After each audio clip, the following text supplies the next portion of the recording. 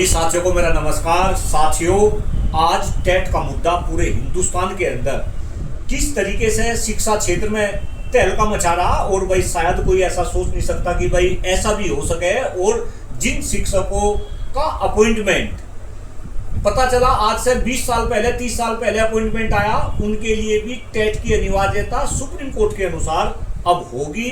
पूरे हिंदुस्तान में इसको लेकर विरोध प्रदर्शन हो रहे जगह जगह, और सरकार ने कल शिक्षकों के जख्मों पे हल्का सा मलहम लगाने का भी काम किया। यूपी सरकार ने सुप्रीम कोर्ट में पुनर्विचार याचिका दायर करने की बात कही। इसी मुद्दे पे आज आदरणीय गुरुजी से हम वार्तालाप करेंगे और जानने की कोशिश करेंगे। जी गुरुजी, पूरे मुद्दे को आप किस रूप में देख रहे, क्या बताएंगे आप?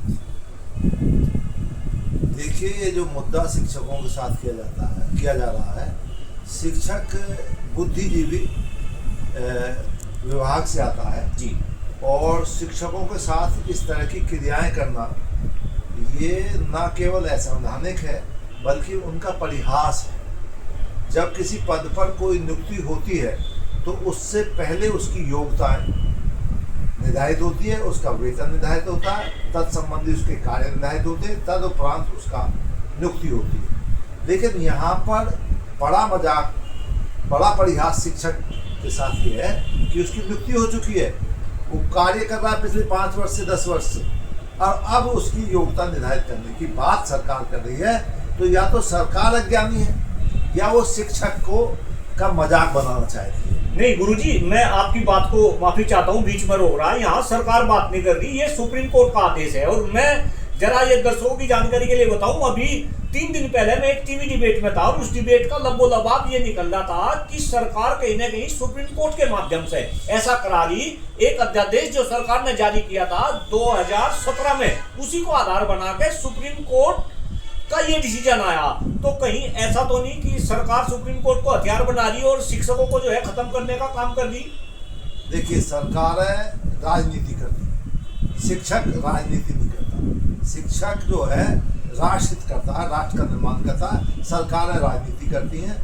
और जहाँ तक कोर्ट की बात है, कोर्ट विधानसभा में पारित विधानों के का अनुसरण करते हुए निर्णय देता है। तो 2017 में जब सरकार ने ये अध्यादेश जारी किया कि शिक्षकों को टेट करना अनिवार्य है, उसी को ध्यान में रखते हुए, उसी का संज्ञान लेते हुए कोर्ट ने निर्णय सुनाया। और ये अब पुनर्याचिका की जो बात आप कह रहे हैं, मलहम लगाने, ये मलहम नहीं, ये तो और जो खून जम गया उस पर, उसको उछेलने का काम है। क्यों? क्योंकि यदि सरकार को ये शिक्षकों का हितकारी बनना है और वास्तव में हित करना है, तो वो अपना अध्यादेश वापस लें, तो निर्णय सुप्रीम कोर्ट का तो स्वतः ही वापस हो जाएगा। यानी आप बिल्कुल स्पष्ट बता रहे कि कहीं ना कहीं सरकार शिक्षकों के साथ अभी भी जो है लुका छिपी का खेल खेल ली, और सरकार शिक्षक हित में डिसीजन न लेकर शिक्षकों को कहीं ना कहीं शिक्षकों के प्रति दमनकारी नीति जो है सरकार अपना रही है। आप तो बिल्कुल सरकार के ऊपर इल्जाम लगा दें। देखिए, मैं व्यवस्था पर इल्जाम लगा रहा हूँ। व्यवस्थाएं बनाने का काम सरकार करती है। राज्य का अर्थ होता है कल्याण का जी, उसमें रहने वाली प्रजा का सरकार कल्याण करे, वो किसी भी विभाग का व्यक्ति हो। अब बात आई है शिक्षक सरकार का एक ऐसा अंग है जो सरकार का सहायक अंग होता है। वो अपना कार्य तो करता ही है, साथ में शिक्षक जो है सरकार के भी 15-20 अन्य कार्य भी करता है। इतना उदारवादी व्यक्तित्व और विभाग, उसके प्रति सरकार का ऐसा रवैया निंदनीय है और उसकी निंदा की जानी चाहिए।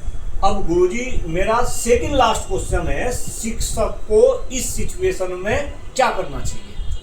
शिक्षक को इस संदर्भ में उसके लिए एकमात्र उपाय है कि अपने संगठन को मजबूत करें। सरकार ने जो शिक्षकों की 40 कैटेगरी बना दी है, ये माध्यमिक का है, ये उच्च का है, ये बेसिक का है, ये वित्त का विहीन का है, और ये अनुदान वाला शिक्षक है, ये कंप्यूटर का है, ये खेल का है, ये व्यायाम का है। उसी तरह से इन सभी कैटेगरियों में शिक्षकों ने अपने अपने संगठन बना लिए, और एक एक वर्ग में 10-10 संगठन हो गए। अर्थात शिक्षक पूरी तरह बट गया।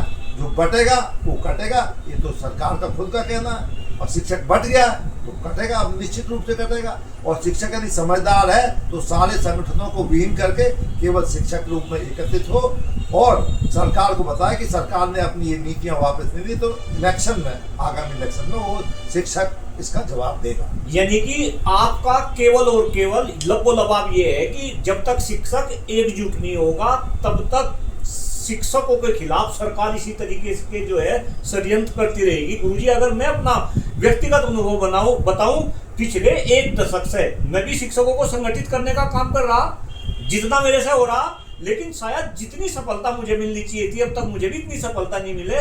हम शिक्षकों को संगठित कैसे करें? हर कोई शिक्षकों को संगठित करने की बात करता है, शिक्षकों को कैसे संगठित करें? क्या ऐसा कोई गुरु मंत्र आप इन शिक्षकों को देंगे ताकि जो शिक्षकों को मूर्ख बनाया जा रहा, सरकार मूर्ख बन रही। मैं तो ये भी देखा, अभी पुनर्विचार याचिका सरकार ने डाली, कल डिक्लेयर करा और बस इसमें ही जो है शिक्षक जो है सरकार के गुणगान गाने लगे, आदरणीय योगी जी की जो है जय जयकार करने लगे, जबकि उनको पता कि इसका भी क्या रिजल्ट होने वाला, कैसे एकजुट होंगे। जी गुरु जी, राजनीति का एक सीधा सरल सिद्धांत है, फूट डालो राज्य का। और सरकार शिक्षकों के साथ भी और जनता के अन्य विभागों के साथ भी ये नीति अपनाती है, तभी उसका शासन चल पाता है। लेकिन इसमें शिक्षक जो बुद्धिजीवी वर्ग है उसे अपनी बुद्धि का उपयोग करना चाहिए, अपने बीच में से उन तथाकथित नेताओं को अलग करना चाहिए।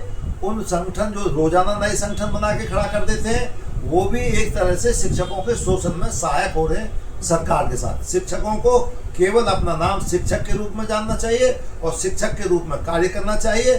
उसे जनहितकारी कार्यों में सरकार का सहयोग करना चाहिए और शोषण संबंधी व्यवस्थाओं में उसे आगे आके विरोध करना चाहिए। बहुत बेहतरीन। यानी गुरुजी कहीं ना कहीं जो शिक्षकों के संगठन है, जो शिक्षकों को बांट रखा, कहीं ना कहीं उनके ऊपर भी सवालिया निशान उठाते हुए इस आशा के साथ कि आदरणीय गुरुजी की बातों से सभी शिक्षक अब मार्गदर्शन इनका लेंगे, इनके बातों पे, इनके विचारों पे आप चिंतन करेंगे और आने वाले समय में शिक्षक सामाजिक, राजनीतिक और आर्थिक रूप से सशक्त बने और जिस तरीके की सरकार की दमन नीति जो है नीतियां चल रही शिक्षकों के प्रति, ये सारी की सारी नीति जो है समाप्त हो और शिक्षक के दम पे ये देश आने वाले समय में विकसित बने। इस आशा के साथ आप सभी का बहुत बहुत आभार, बहुत बहुत धन्यवाद। जय हिंद, जय भारत। आदरणीय गुरु जी, आपका भी बहुत बहुत धन्यवाद। आपका भी धन्यवाद।